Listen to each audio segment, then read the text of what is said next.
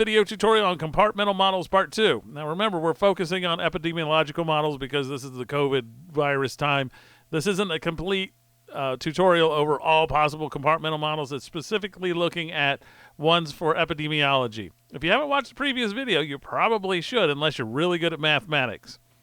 All right, so I'm going to quick review. We're trying to determine the composition of the population based on categories or compartments. We have susceptible, exposed, infected, recovered, and mortality, those who have died. The categories don't overlap, and everybody must be in one category and in only one category. And again, we're going to focus on the COVID-19 data actually in the next video. All right, so we want to understand these through time. So S of T is our susceptible, E is exposed, I is infected, R is recovered, and D is mortality. These are functions through times and their counts. Okay, so this is where we ended up last time. If you look at this is where we ended up last time. We have a susceptible, exposed, infected, and recovered model here. And this is in the differential equations format, and then I wrote it in the difference equations format, which is essentially the Euler solution to this, or the Euler solver. It's not a solution, it's a solver to this. Okay, and we looked at this picture, and this is the SEIR model. I missed it here, but notice that this is almost correct on what we have here in the time of things that we want, the dynamics we want to occur, right?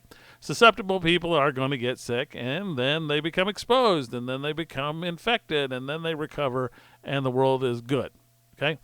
But our data doesn't match this, okay? Our data here, we actually only has susceptible, total number in the population. And if we ignore births and deaths, we can get this.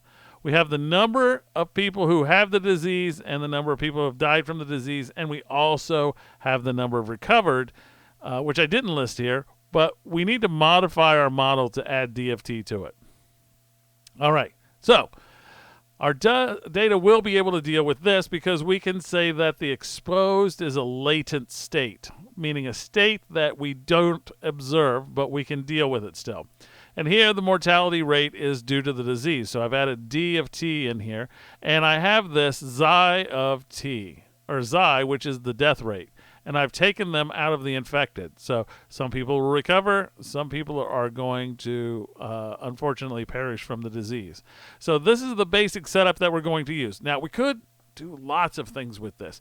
For example, we could actually change our exposed and say, well, we could put in here the number of people who are exposed that then move to the recovered, which would be great, except our data only has the people who were recovered who were known to have the disease.